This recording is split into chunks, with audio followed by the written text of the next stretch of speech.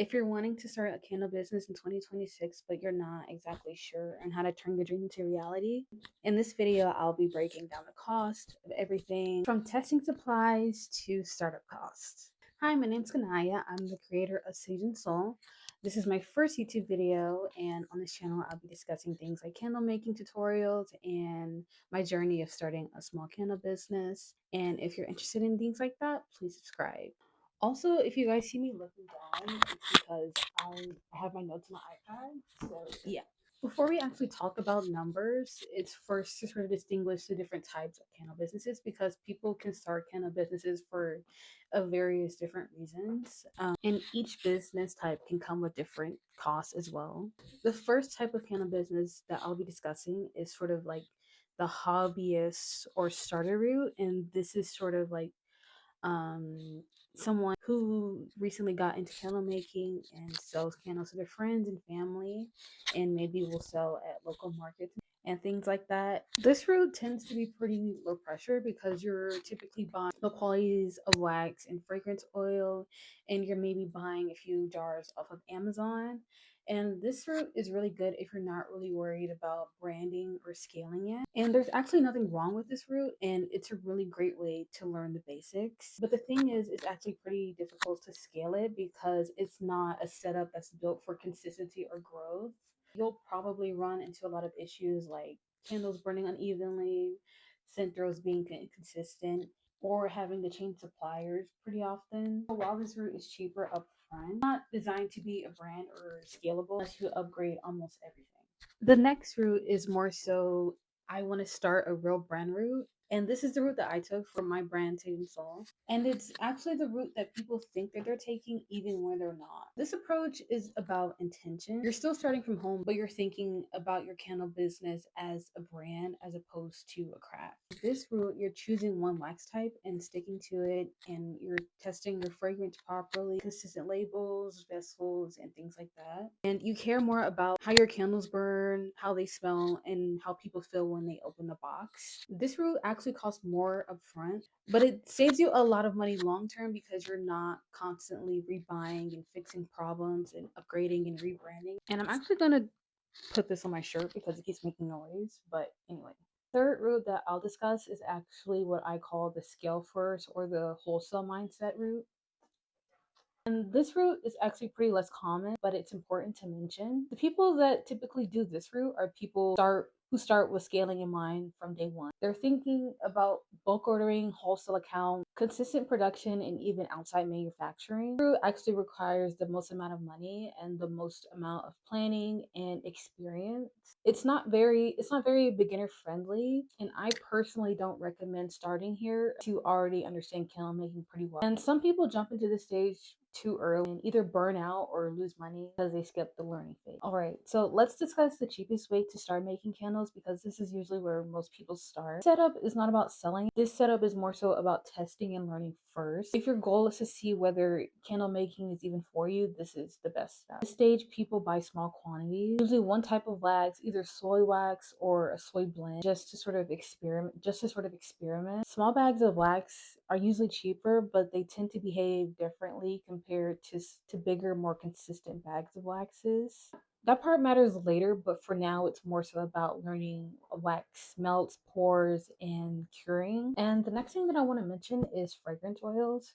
Fragrance oils is usually where people sort of get excited and overspend emotionally, but underspend strategically.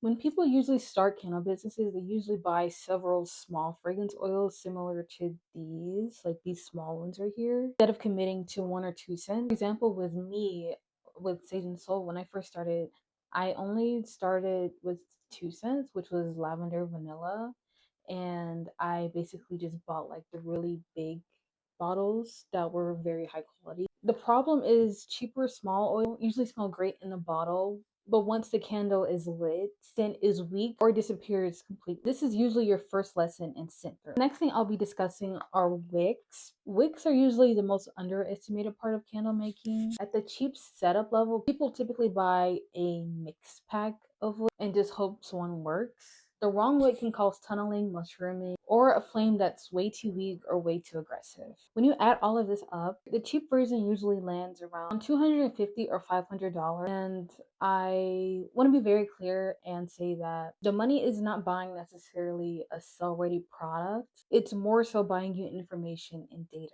Cheap setups are almost always where beginners sort of go wrong. This is typically the stage where most people quit, and it's not necessarily because candle making is hard, but because the results don't match the effort yet. This is why jumping from the cheap setup to selling usually backfires. In the next section, I'll break down realistic starter budget that actually makes sense. So this is usually the part that most other candle maker videos skip because it's not as exciting as saying that you can start a candle making business with $0. But if you want to make a candle business that's intentional, consistent, and worth buying from, this is the budget that makes sense. Stop experimenting with everything and start committing. Instead of 5 random fragrances, you commit to 1 or 2 properly. You buy a wax that you plan to stick with. And most importantly, you're not chasing trends, you're chasing consistency. This part alone costs more upfront, but it saves you a lot more because you're not consistently fixing problems. One thing that's really important is labels and branding basics. Branding basics, you don't need a full branding agency, but it's important that you have clarity. People decide how they feel about a candle before they ever light it. This is where a brand builds trust. The next thing are shipping supplies. If you plan on selling online as part of your setup costs, those are very fragile. Placing broken orders costs more than doing it right the first time. When you add all of this together, it lands at around $800 to $1,500. That number scares people, but here's the truth. The budget doesn't buy supply, it buys you consistency, confidence, and a product that you're proud to stand behind. This personally with Sage and Soul is the stage that my brand started to feel real. My candles burned the same every time. The center was consistent. I stopped guessing and understanding more of what I was doing. You start realizing something very important. The biggest challenges aren't just about the money anymore. They're about time, patience, and everything nobody warned you about, which is exactly what we're going to be talking about next. Next, we're going to be discussing the cost that nobody talks about when building a small candle brand from your home. Up until now, we've been talking more about money. Once you get past the supplies, you realize something fast. The hardest cost of making candles doesn't really show up on a receipt. Candle making is slow by nature. Melting wax, pouring, and curing, all of that stuff, as well as burn testing for hours and sometimes days, really start to sort of take effect into the cost as well. Because you can't rush this process without ruining the product. And that time adds up very quickly, especially when you're doing things after work or late at night. The second thing is storage and space. This personally for Sage and Soul isn't something that I thought about in the beginning. Candle supplies take up a lot of space. Wax takes up space, jars takes up space, finished candles take up space. Your space slowly starts to turn into an inventory store. And if you're working from home, that mental clutter actually takes up more space than you think. Number 3 is the emotional cost is real because you'll compare yourself to other brands online. You'll wonder why their candles sell faster, look better. The biggest cost for starting a candle brand isn't money, it's patience. You start to understand these hidden costs, you think differently. If I were starting over today knowing everything that I know, here's exactly how I would do it differently. If I were starting my candle brand today knowing everything that I knew, I do things much more simpler and more intentionally. Make that I see beginners make to do everything all at once. If I were starting today, I'd start with 1 wax, 1 container, and focus on getting that combination perfect. Not 5 cents, not seasonal collection. One thing that I learned is that once you can make one great candle consistently, everything else becomes easier. More options typically don't equal better results. Consistency does. This part takes patience, but it is definitely worth it. I let my candles cure fully. I burn test all the way through, take notes, and adjust slowly. Rushing the stage is the fastest way to end up with a product you don't fully trust. If I started Sage and Soul all over again from day one, personally wouldn't chase trends, personally would focus more on my brand. Once you've built something you believe in, then when sharing your brand feels natural instead of forced. Which brings me into my next point, which is how it all connects to Sage and Soul. Everything that I've talked about in this video, exactly why Sage and Soul exists the way that it does. Start Sage and Soul, rush products, or follow every trend. I started it because I wanted to create candles that felt intentional. When I was testing, I realized how much small choices matter. The wax, the wick, literally everything. That's why I personally took my time instead of launching quickly.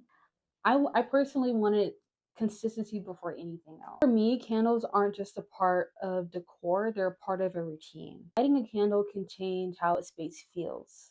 It can slow you down. It can turn an ordinary moment in more intentional, then calmer and more grounded. That feeling is what I built Sage and Soul around. My candles or my wax melts, you're seeing the result of a lot of patience, testing, and trial and error. Nothing about them is rushed and it's intentional. If you're curious about Sage and Soul or want to see what I've been talking about this whole time, I'll have it linked below. I share a lot of behind the scenes. I'm planning on sharing a lot of behind the scenes and processes of building the brand on this channel. And to wrap this up, I'll leave you guys with a few final thoughts if you're thinking about starting your own candle business. If you guys take anything from this video, oh my god. If you guys take anything from this video, let it be this. You don't need to spend $1,000 to start a candle business, but you do need to be honest about the stage that you're in. Starting small is fine, testing is necessary, and struggling at the beginning doesn't mean you're failing. It means that you're learning. If your goal is to start a real candle business, move slowly and intentionally. Focus on consistency before variety, quality before trends, and patience before pressure. The candle business rewards people who care about detail and are willing to stick with it longer than most people do. If you enjoy the process, the rest will come. If this video helped you understand a little bit more about what it takes to start a candle business, give it a like so it reaches more people who need more realistic advice. Subscribe if you want more behind the scenes, honest lessons, and the real process behind starting a candle business. And if you're thinking about starting, already have, let me know in the comments how much you're planning on your budget. I'd love to hear where you're at. Also, my candle brand is linked below if you're curious, and I'll see you guys in the next video. Bye!